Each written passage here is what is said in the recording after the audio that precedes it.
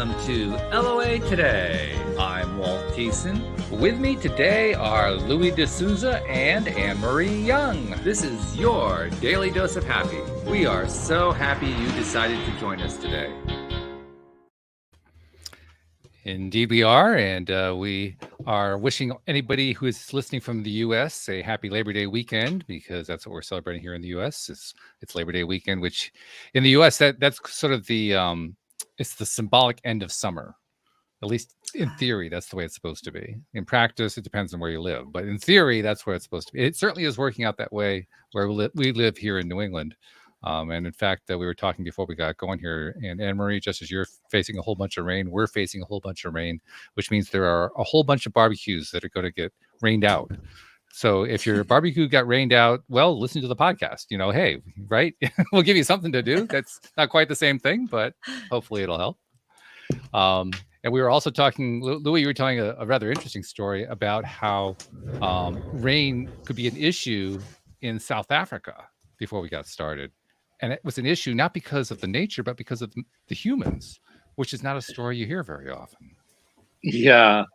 When I was young and lived on the side of the mountain in South Africa, the farmers, the tobacco farmers, used to pay a company to fly over the huge rain clouds and spray them first with silver iodide, which they discovered was a bit poisonous, so they changed to dry ice afterwards.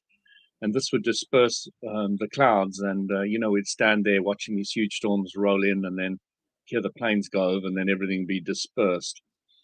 And this happened time and time again. It was very frustrating because everybody wanted rain and wanted water, but these tobacco farmers that completely captured everything. It was the storms in South Africa are like really, really huge, and we used to stand at night from our bedroom window and just look out, and you'd see this incredible sheet lightning strike the whole valley and light up the whole valley like it was daytime, and then you'd have the zigzag lightning hitting different targets along the way. And once my sister and I were standing out there waiting for the storm to roll in, and the lightning was struck very close to us, to one of our power pylons, and the electric shock in the ground made our muscles twitch, and both of us fell down on the ground. Wow. So that's pretty close. I've got to being struck by lightning, but it was interesting that the muscular effect of the lightning at a distance. Oh, sure. I had never heard of that before, but I experienced it. Well, it's one way to find out about it, to experience it. The rest of us, I think, would rather just hear about it. Yeah. But we loved watching the storms come in, and you see all these people in the UK. There's just a little bit of thunder or lightning, and they're crawling under the tables and under the sheets. He's like, this is not a storm. You have no idea what a storm is. We had my little one in bed. Go ahead. Sorry, I was just saying, we had my little one in bed last night because we had a thunderstorm and lightning, and she was scared, and literally just took her to the window. Let's watch it.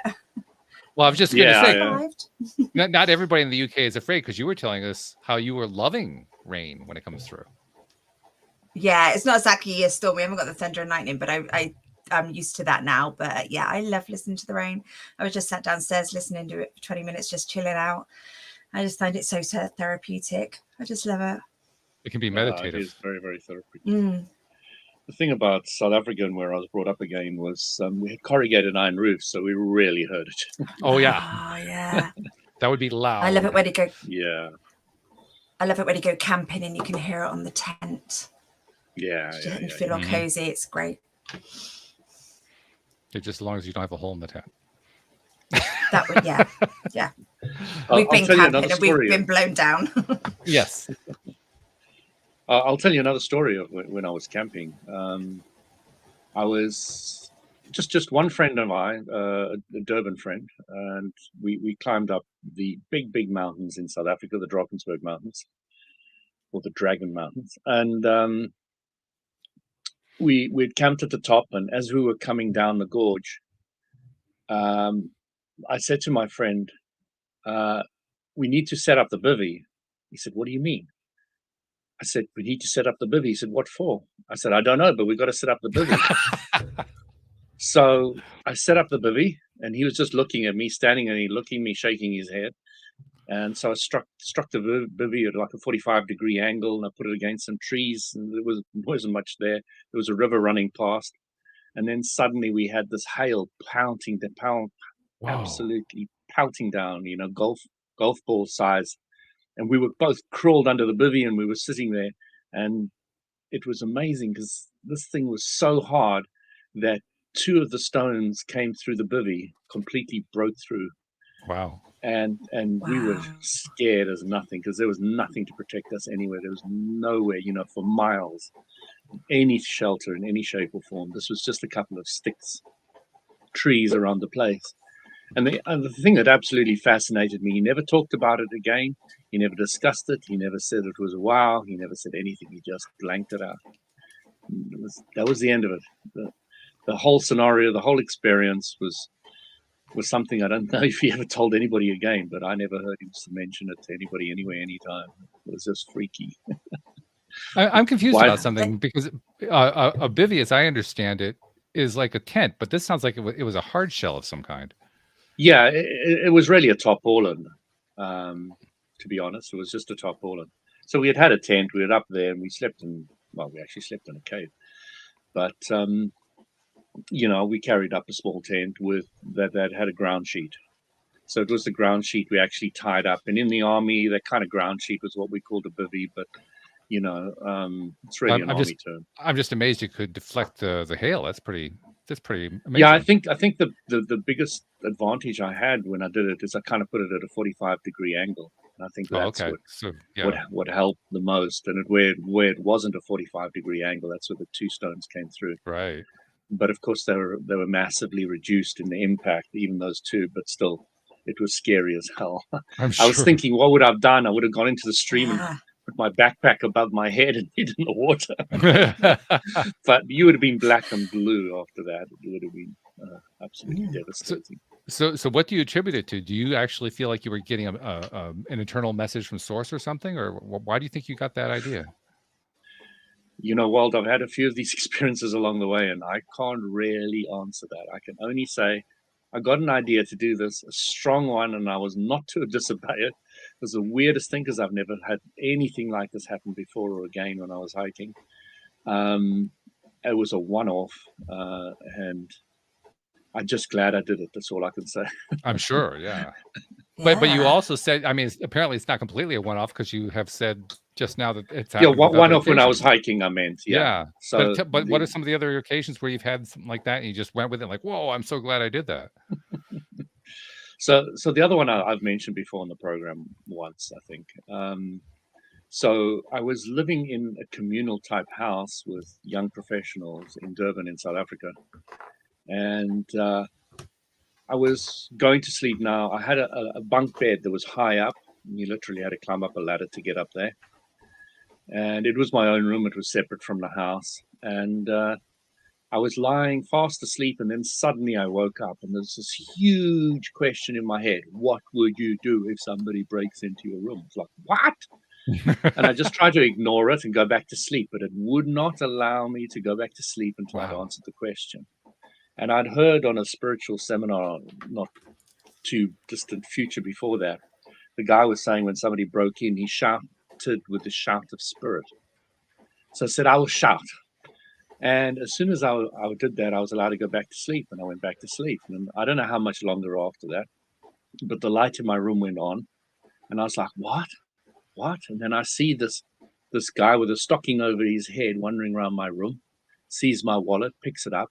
And as I look over the little lip of the bed and I'm seeing all this, I'm absolutely frozen in terror. I was absolutely shocked. And then immediately I thought, I will shout.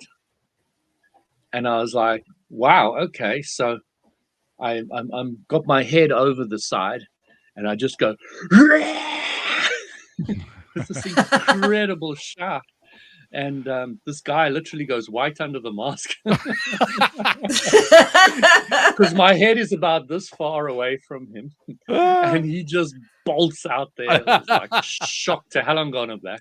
He didn't know that somebody was sleeping up there or even watching him, and the sound was scary. So, after that, I climb down and I go see where he's gone, and I knock on the other guy's doors in the place, and I say, "Hey, why didn't you come when I shout?" The guy said, "With a shout like that, I wasn't going anywhere." It was very funny, very funny. Oh, wow. Well, you found out you could really shout. That's something. Yeah. It was fascinating. I mean, the sound that came out of my mouth even scared me, to be honest. But the fact you could do that It when was you're frozen in blood-curdling. terror. Exactly. But the only reason I could do that is because I pre-prepped. Yeah, Mm. yeah.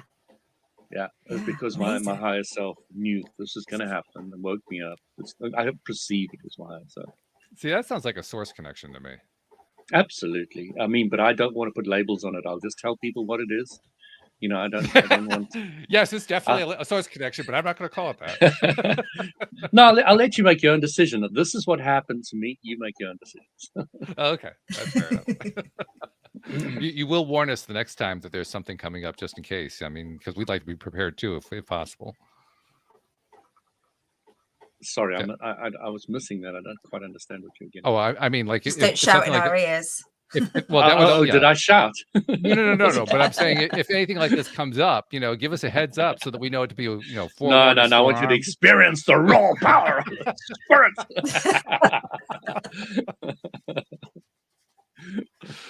Oh my goodness!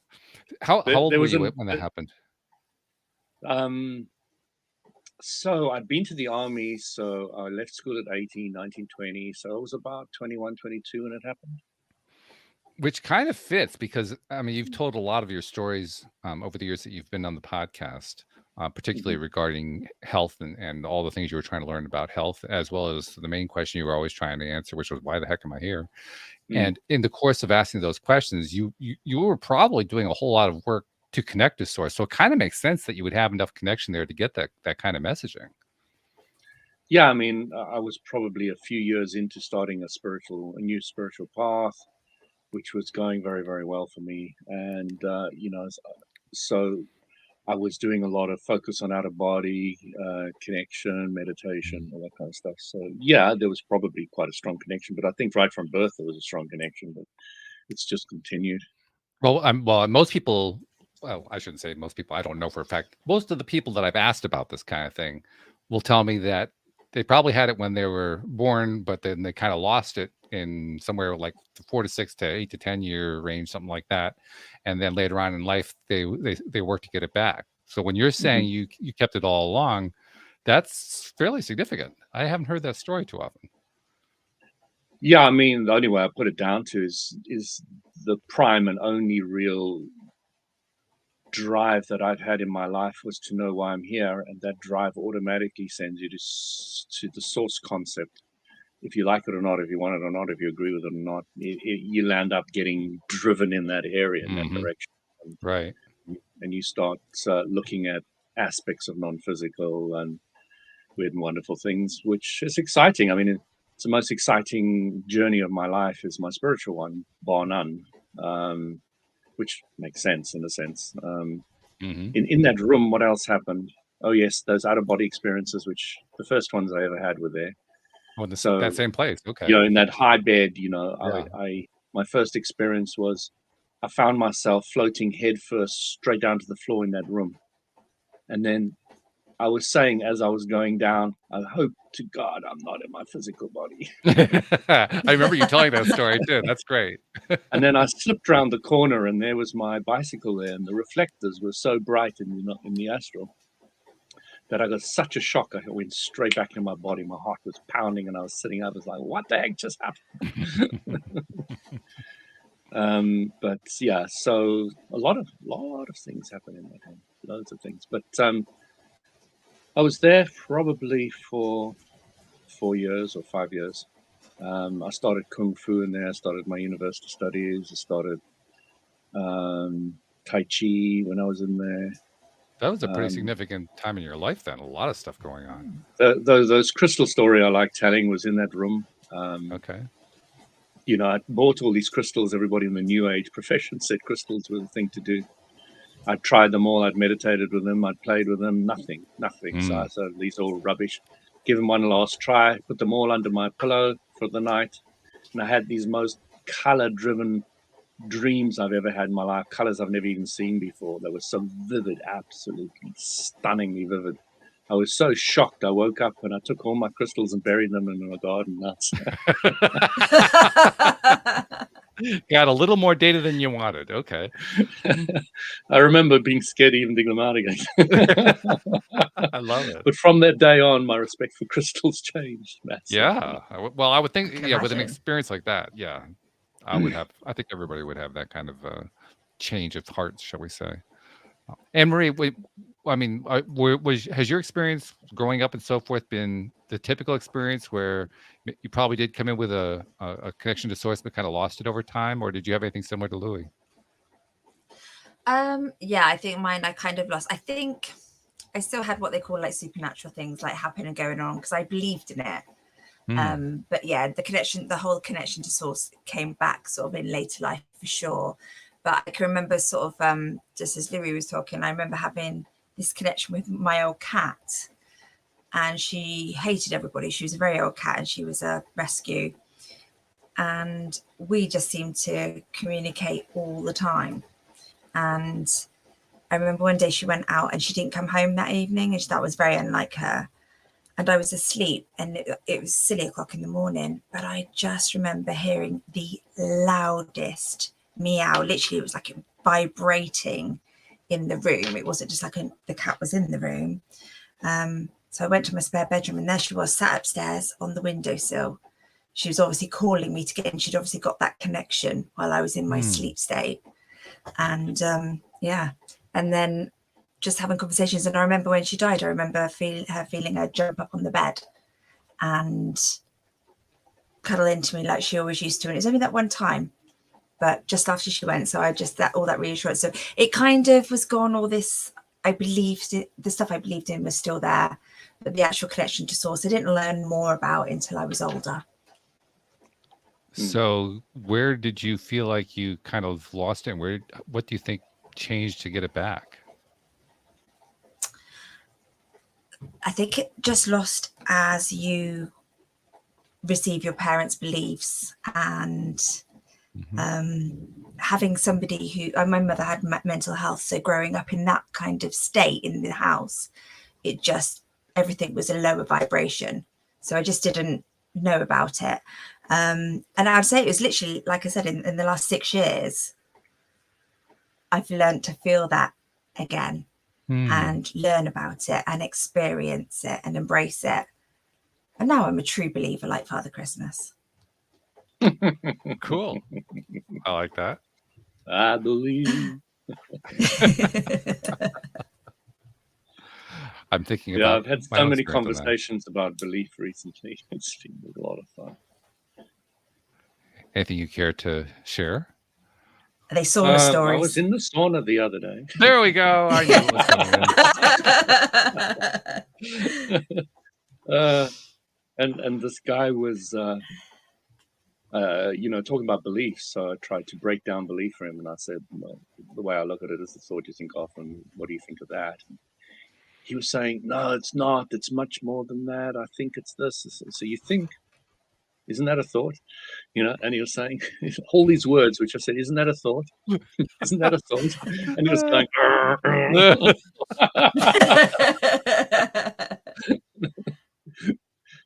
but it was fun because, that I think I told the story the other week is he was the guy who got a little bit frustrated. So I said to him, you believe this, and that's great, and I'm allowing you to believe that, and it's fine, and it's all right. But can you allow me to believe what I believe, and be okay with that too? And he was like trying to get his head around that, and he said, yeah, okay. And then the whole energy in the room completely shifted, and he, continued with a nice conversation. But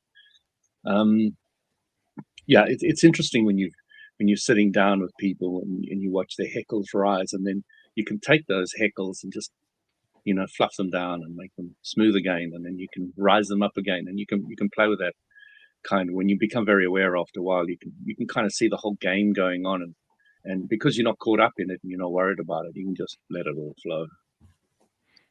Yeah, like getting caught up on it is actually where we get trapped into falling into that lower vibe zone Anne Marie was talking about. It was reminding me, Anne Marie, when you said that, of my own childhood, and I'm trying to place exactly where it all happened. I'm going to say the typical years, somewhere between 4 and 8, somewhere in that range. I found myself dwelling a lot on all the things that seemed to be wrong, and I didn't understand why they were wrong. That was like the perpetual question. Louis' perpetual question was, "Why am I here?" My perpetual question is, "Why is everything so messed up?" And of course, the more that I explored, that question, the more that I, of course, drove myself away from my own source connection. So I can kind of, I mean, if as I look back, I can kind of see, so to speak, or I can kind of feel, that's probably a better way of saying it. I can feel where a transition took place. I don't have a really clear memory of what my source connection was like before that happened. I have like little glimpses of it. And I don't have anything more clear than that. So that's why I'm intrigued by the stories you guys tell, Louis, about how you never really lost it at all, and Anne Marie, how you kind of lost it and regained it. Well, yeah, it's difficult to say I never lost it. You know, I wasn't fully aware that I ever had it when I was young. Didn't know there was something to lose. You know, it's such a varied journey at every stage in your life. It's so different. You know that saying, you know, in my past life I was an IT person. In my past life, I was, you know, you really feel like it was a past life. You do, yeah. After a while, even though I do talk a lot about past lives. Well, in a sense, I mean, all these I guess you could call them eras of our lives, or little sections of our lives, you know, subdivisions, whatever you want to call them. They do seem to be discrete. I mean, there's the time that you're in school, and then if you go to university, there's time when you're in university, and then there's that chunk of time when you're, you know, 20s or 30s or something like that. We divide our lifetimes up into those chunks, and they usually get associated with, like in the case of your bunk bed, you're in a particular location, and there's associations with that location and the various paths that you start to pursue in that location. That's the kind of thing we tend to associate with the eras of our lives. So yeah, it makes total sense that we would say, well, that's a past life. In a sense, it was. Even if it was the same lifetime, it's still, in a sense, it was different, because the location was different, the thought pattern was different, the friends were different, the events were different. They were a different grouping. I like looking back and just sort of reviewing my life, knowing what I know now. And when my first daughter was born, I just felt the most amazing love that I'd never felt before. And I'd say that was like one of my most abundant times. Got promoted, got money, promotions, this, you know, it was just, everything was going wonderful. And it was obviously because I was in that love state. Not that I don't love them anymore, but just that first couple of years where it's just so precious. So Anne Marie, so now I know what I know. No, I'm not having another kid. Oh, you caught on quick, well then. Too old, too tired, not doing it. That was a long conversation, gone real short. But you still have the ability to look back and relive and refeel what the experience was like when you did go through it. And you can always, I mean, I still feel like that now. I feel like it now, but just when, you know, when you go and look, and like you say, you look at these chunks in your time, and just like looking back and going, that's why it was such an amazing time, because I was on such a high that I was just attracting everything, but I didn't know that at the time. But when you look back, it's quite interesting. And then, you know, there's times it's quite where obvious after a while. Yeah. And then times where I've just been, I'll hope for the worst, and if anything better, I'll take. That's why you're attracting all the crap stuff, you know. So I don't do that anymore. So what do you do now? Me, I question, if I feel myself like feeling a bit grumpy, I will just question it. And what I would will Louis find do? stuff that I appreciate. What would Louis do? Louis wouldn't get there. Yeah, but that literally would be. But I do. I pull out the lessons that you've taught me. I do. I look for what can I appreciate at this current moment? What can I appreciate at this time? I appreciate all my lovely clothes that are here, my shoes that are behind me, and I appreciate my kids and I appreciate my family. And and then I also think, well, what can I do about it? And take myself to the present moment. There's nothing I can do about this now. I'm in this moment. I'm safe. I'm talking to people I like. I'm warm. I'm listening to the beautiful rain behind me. So I just bring myself into the present and not worry about the future. I'm thinking maybe I'll get myself a Post-it note and I'll put WWLD on it and post it right where I can see it. What would Louis do? We should all get Maria. T-shirts. WWLD. We're reading the live stream comments, guys. Our friend from Louis South would go Africa, to the Maria. Maria says Louis would go to the sauna. Yes. Absolutely true, Maria. And then You know how curse therapeutic that is. If you go to the sauna with even a few aches in the body or anything, or joints that are not so great, or thoughts that aren't so great, you come out just feeling on top of the world. Sauna and then plunge pool, sauna, plunge pool, and you're shocked out of almost anything, whatever you are. You're shocked out. Of course, you have a very positive association there too. That helps. I do have a very positive association. Yeah. And a lot of people I hear, actually it's a very peripheral now, I hardly hear it at all, but I used to hear a lot, oh, this is broken in the club, this is broken in the club, that's broken in the sauna, that's broken in this steam room's not working, etc. There's this huge amethyst in one of our steam rooms, and somebody went in there and just broke it all. You got this beautiful, massive one. It's about half the size of us, and somebody went in there and just broke it out, and then threw it on the floor, and then they put it back again more solidly, and then they broke that too. Now they've got some armored glass plating on the side of it, and it's remained. Yeah, well, make it but these people are always complaining, and now I hardly ever experience that. People that are coming to me are wanting to talk about completely other things, and it's just a lot of fun.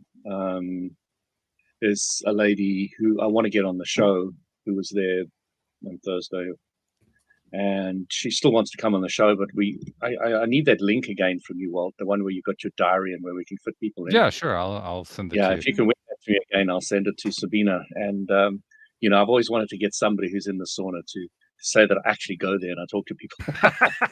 Yes, I want actual validation. I just sent you a link via our private chat, so you can pick it up there. Oh, brilliant! Thanks.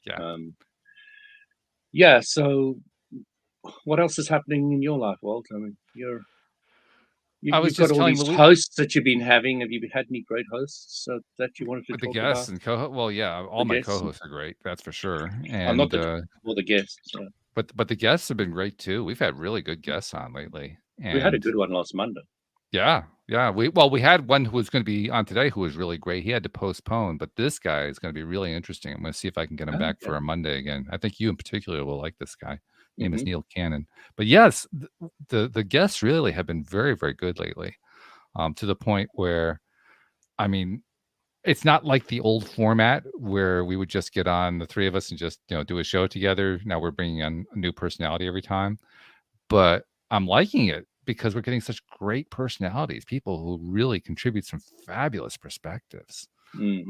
So it almost, I always love that new energy. Yeah, me too. I love it a lot. So yeah, it's been good.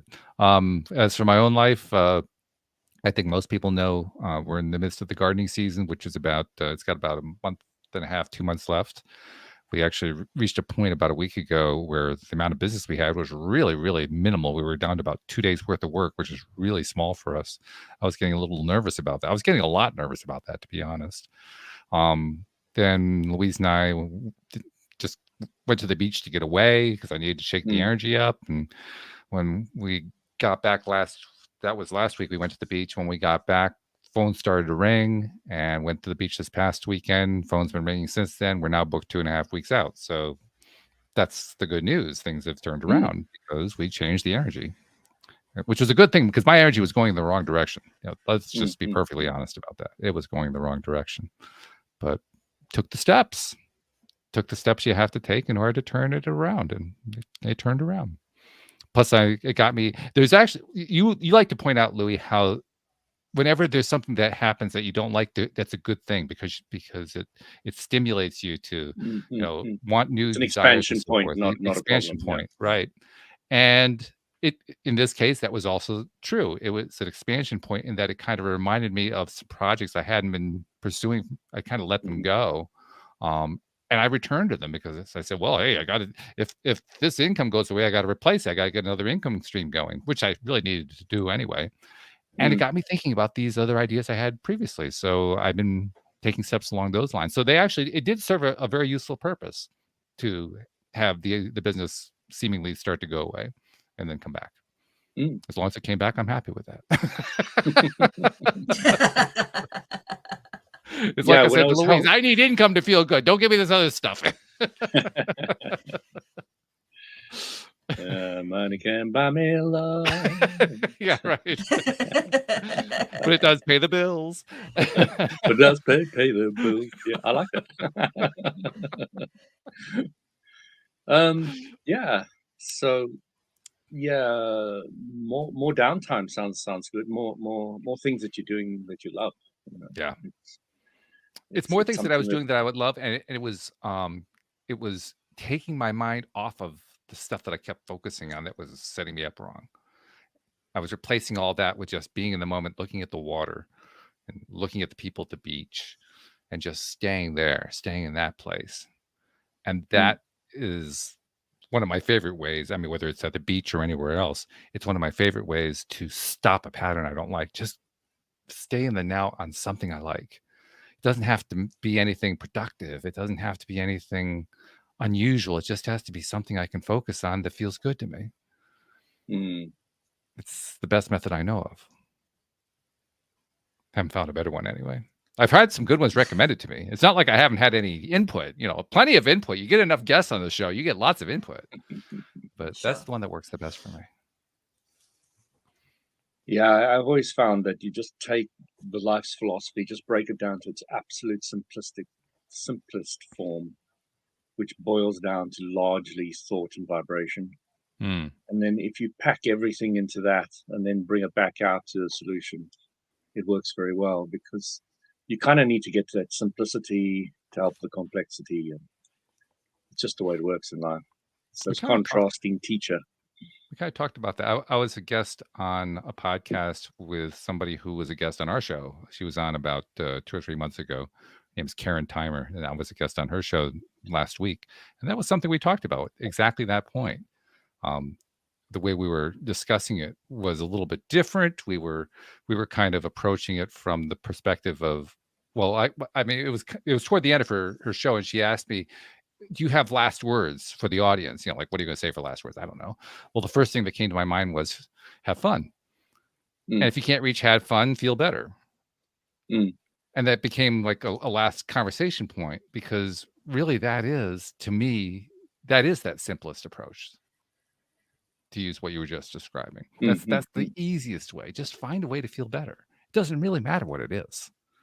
But it really helps. I mean, I know all of us on here know this, but it really helps people to understand that the whole concept of emotional guidance, because it's so clear in our mind what you've said. There's a background, there's a philosophy to it. There's the whole emotional guidance, the guidance scale, how it all works. It's sitting there as a base for you to be able to jump to. This is how it is, with its simplicity. And it really helps to have the underlying or the background understanding of how life works with greater and greater clarity. Then getting into different situations becomes easier and easier and easier. And that's what I love. I'd really, if anybody wants to test their philosophy, I will sit and chat to you. Open invitation to anybody. If you want to test your belief structure, speak to me. I agree with you that having the background understanding makes a huge difference. I will take a little bit of issue with the emotional guidance scale. Not that I think it's wrong or bad or anything like that. It's just, I think it's overdoing it. It's not simple enough. The simplicity is when it feels bad, turn around, go the other way, and when it feels good, that's yeah. And rather than That's complicated. Well, that's the less complex. The more complex one is, well, you're feeling anger. Can you go move up to irritated? Like, no, that's too slice and dicey for me. You know? Yeah, but if you don't understand that, then you try go from sad to happy, and you don't understand that you can't do that. There's a vibrational gap too great. So that's why I take the words out of it. Hard, yeah. Yeah, that's fine. That's fine. Take the words out. Yeah. Because whatever works for you. When I start trying to think in terms of how am I feeling right now? Well, I'm feeling, overwhelmed. Okay. Well, can you aim for frustrated? Well, I don't know. Is that higher? Maybe, kind of. That all of a sudden I get lost in the words. But if I can just aim for feeling better, I can go for it. That's fairly easy. I know where I'm feeling right now.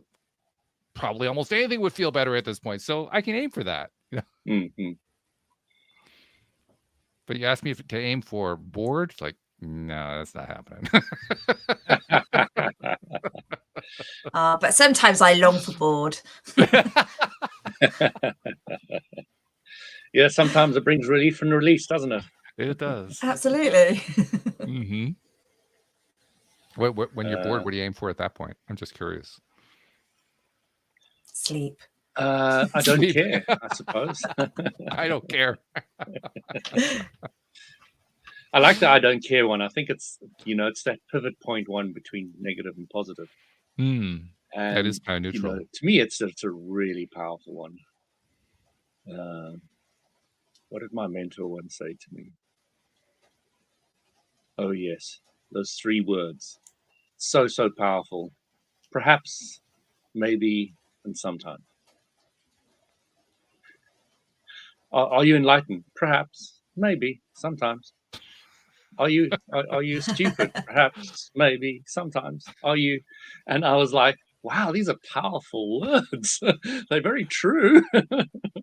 Well, they're non-committal, and when you don't commit to anything, it's easier. It's that don't care area. Yeah, I don't really care. Yeah, it really left her. I mean, she didn't do it on purpose or anything. It was just, I think I asked her how old she was, and she said. She said something in those veins that I don't, perhaps maybe sometimes, but it was in the lines of, I'm older than my teeth and I'm as old as this, mm-hmm. younger than that. You've heard that before. Mm-hmm. But something jumped out at me. Those 3 words are very, very powerful. Somebody says to me, wow, great game, excellent. And I say, well, perhaps, maybe sometime. Life of the party there. And, it can get you out of a lot of trouble as well. It's very powerful from that perspective. Yeah, I can see that. But on the whole, it's not overly positive. But it can be going up the scale, can be used as a tool. It's going up the scale. Anne-Marie, you started to say something, and I don't know if you remember what it was you were starting to say. Bizarrely, I do for once. What I was going to say is what I've noticed is that I just capture the joy a lot more. And whereas before I was at a concert at the weekend, and it just felt amazing. It was a tribute concert, and it just felt full of love. It just felt like a very different concert to normal. It was just a really beautiful experience, but everybody's recording it on their phones. And that's something I used to do, but now I just stood there and I just looking around and I was just sucking it all in. So rather than trying to capture it somewhere electronic, I was capturing it here and here and just noticing it so much more and just feeling it and just getting a different perspective than I would have done 10 years ago. So what's the philosophy? If you broke what you've just said you did as a technique. If you break it down. Yeah. I'll just tell you what I'm thinking. Okay, go for it. Carry on. No, I was just going to say, it's just bring yourself back to the present and feel it, breathe it, enjoy it, love it. So what you're taking is a higher vibration experience and you're milking it. So you're saying, this is great and I want it to last longer, so I'm going to focus on it a little bit more. So once I've got past 14 seconds, universal law of attraction is going to bring more happiness, more joy, more people, more excitement, more fun, and it's going to get incredible. Yay! I love that. Rampage of appreciation is another way of looking at it. But what you're doing is Yeah. you're just taking something that's really nice for you and milking it. I find it interesting that you were doing a different kind of recording. Like you said, everybody around you was Yeah. recording with their phones, but you were Yeah. recording with your being. Yeah, it's Yeah. what I call an emotional Polaroid. Hmm. I don't I'm know if literally you guys do snapshotting this. those feelings. Yeah, because what I do is if I ever want to remember something and I don't have a camera, I literally imprint it in my brain. I say, I'm going to remember this and I'm going to focus on it clearly and I'm going to sit there and just visualize it even afterwards. So I look at the image, I close my eyes and I just paint this picture clearly in my mind. And then I stuck it in the straw and I know that I'm going to be able to go back and retrieve it anyway, anytime. And I've noticed I've done that quite often in my life, but I've never really talked about it. I don't know if you guys have done anything similar. You want to capture a moment with your mind's eye, I suppose. I don't quite capture Yeah. it the way you describe, simply because I don't do a great job at capturing image per se. But I do capture memories. I capture experiences. I'm not sure exactly if I could describe what the mode of storage is. What is it? Image? Is it sound? Or is it whatever else? But I remember the event. I remember the experience of it. And the reason I mention that is I find that I access those memories a lot more often than I access things on my phone. I have photos and videos on my phone that I'm pretty sure I've never looked at since they were taken. But stuff that I experience, I'll go back to it over and over and over again. So that's why I was remarking, Anne-Marie, you were doing a kind of recording that was recording on your being, because I think that's actually the more important recording, because it's the one we use more often. Yeah. And there's definitely sort of snapshots throughout my life that are just so vivid. There's one like many years ago, just literally I was driving to a client's house, but I was in the countryside. It was a beautiful day. I could still feel the sun on my face, and it just felt like today was a good day to be alive. It was just beautiful. And I'm there so easily. And it's just taken more of those, like I say, emotional Polaroids. It just takes you back a lot quicker. It's a good term. I like that. Emotional Polaroid. Yeah. You know, Anne-Marie, I was just starting the law of attraction journey, and I was really sitting in my car, driving along, really focusing. Oh, everything's going to be really great, and I'm enjoying it. And then the sun, I looked in the rearview mirror, and this car was close behind me. And I saw the guy in the car, and I said, he looks really interesting. I'd love to meet him. 2 seconds later, bang, into the back of my car. Oops. I got out and I got to meet him, and he was not friendly at all. He didn't want to meet me. This, of course, I falls into remember the what you wish category of for. be careful what you wish for. Right. Exactly. Yeah. You know, I wanted to change the subject slightly to power and the price hike and how everybody's dealing with it. I suppose it's a very topical topic at the moment. How do you guys feel, or are you guys feeling the increase, or is it not so stark in America, or I don't know? I mean, here it's massive. Yeah. I saw I'm a post feeling about that, actually. Yeah, I mean, we've moved to this house, and this house is a lot more expensive than our previous house. And obviously all the bills are going up, and my husband's contract finishes at the end of the year. So, and obviously we've just had the summer holidays, and I've been like, oh, can we afford to spend? And then but my view just literally changed. It was like, okay, if I spend it, I'm going to create the space for more. So I was trying not to focus on that.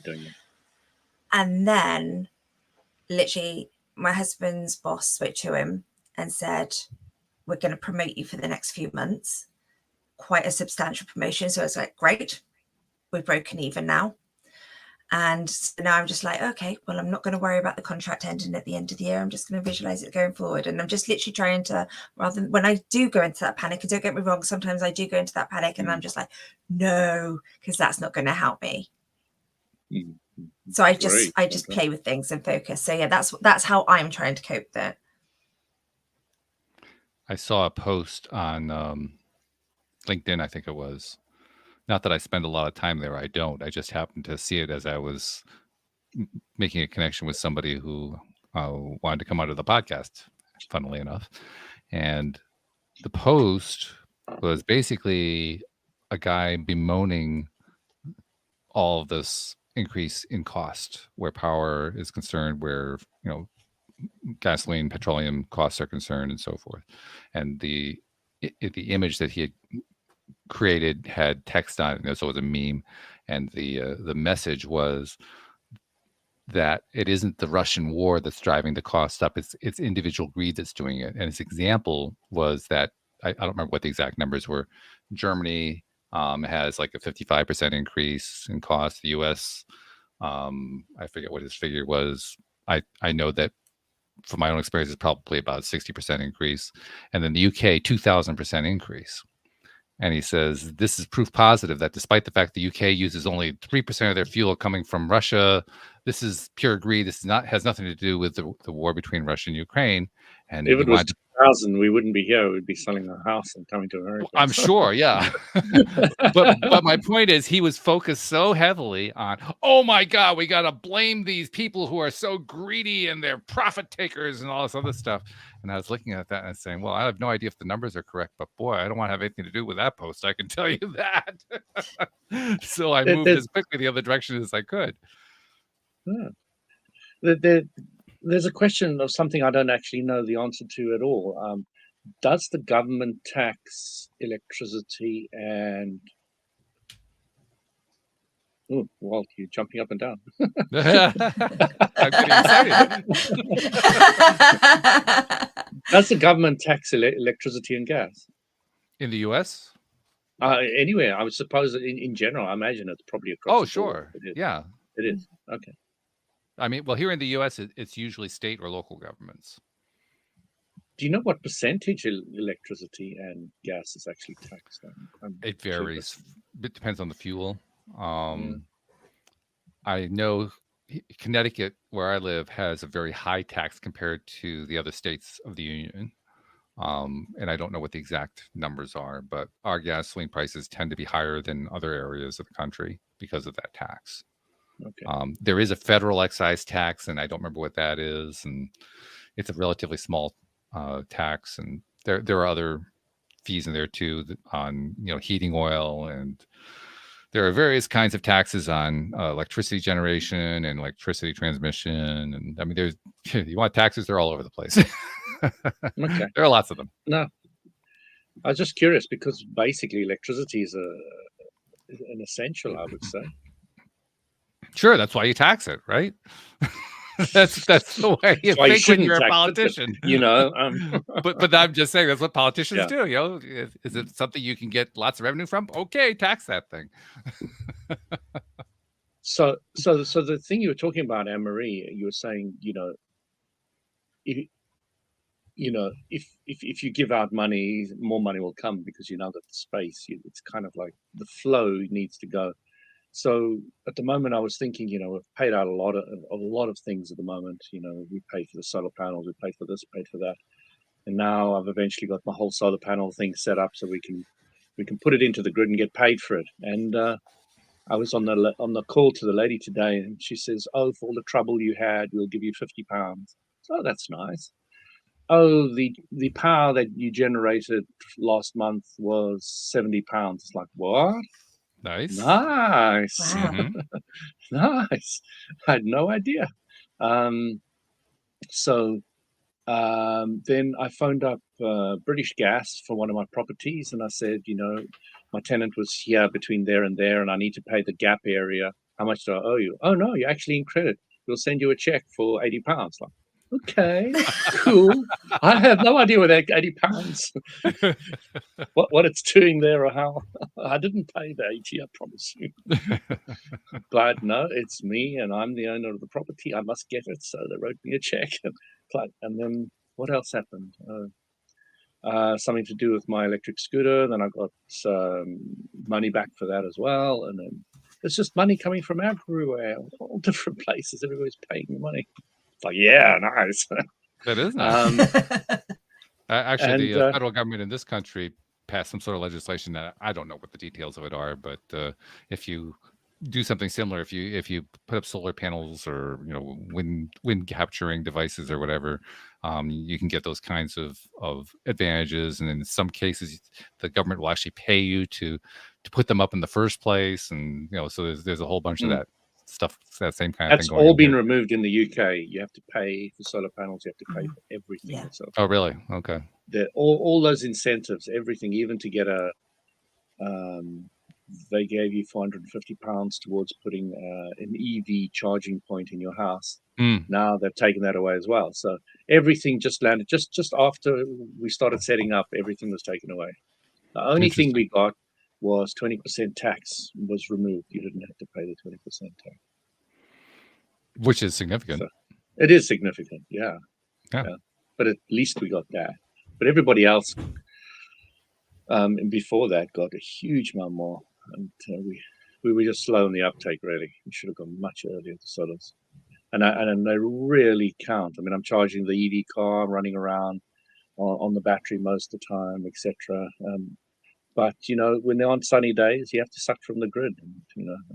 So, but the amount you send back to the grid pays for that. So that's nice. You still round up even, or even making a bit of money. So I'm really chuffed about the whole system. It works incredibly well. That's good.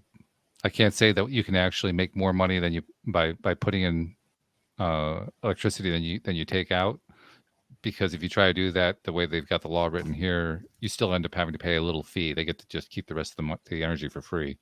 Yeah, there's what they call a standing charge. Just being connected, you have to pay £12 a month. So you have to pay that. But just being connected, even if you. But if you only paid the standing charge, you never used any electricity, and you put power into the grid, you will get paid for that as well. Some guys that doesn't happen here. That's the part that doesn't happen. That will happen. Yeah. Right. Yeah, it does happen. And there are plenty of people a lot about it over the years. Since I got the solar panel, not over the year, probably over the last 4 months, but there's a lot I've learned. There are so many bits and pieces to this puzzle.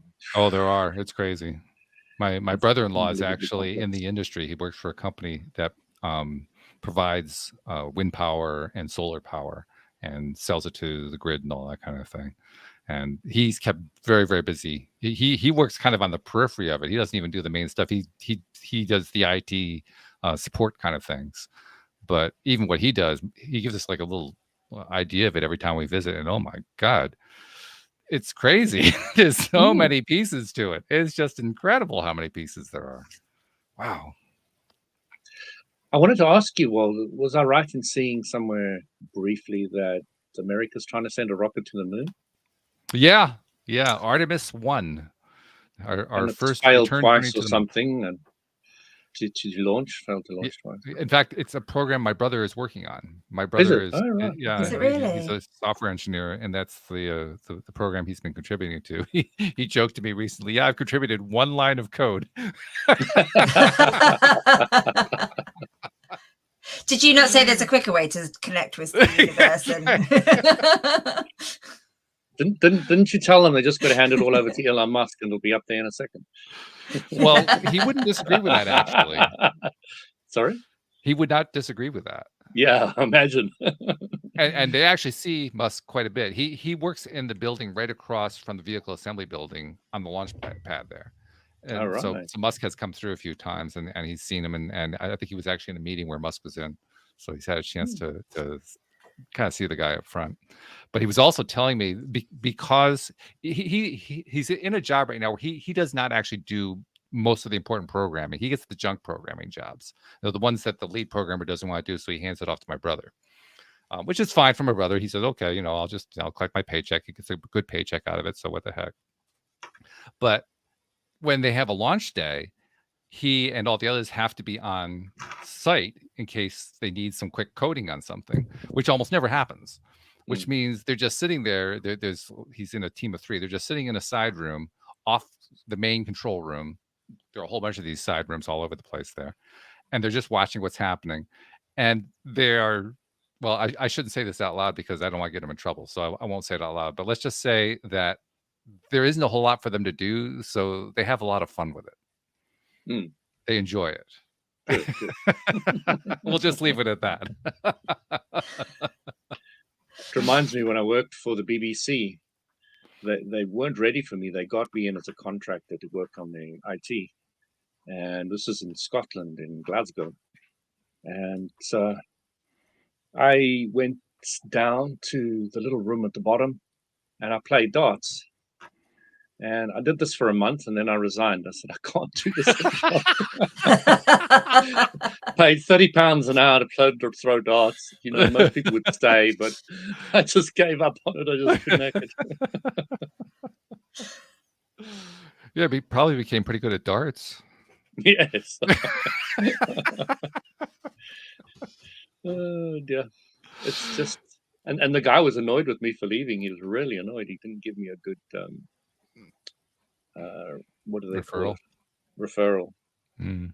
But I'd already. I can't believe my TV license. I can't believe my TV license just paid for you to play darts. I really. Yes.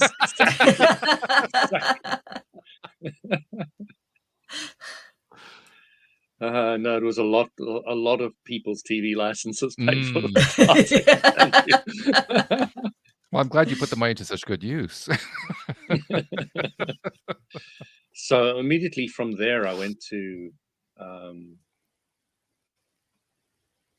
actually, while I was up there, a friend of mine just said to me, I want to learn podcasting.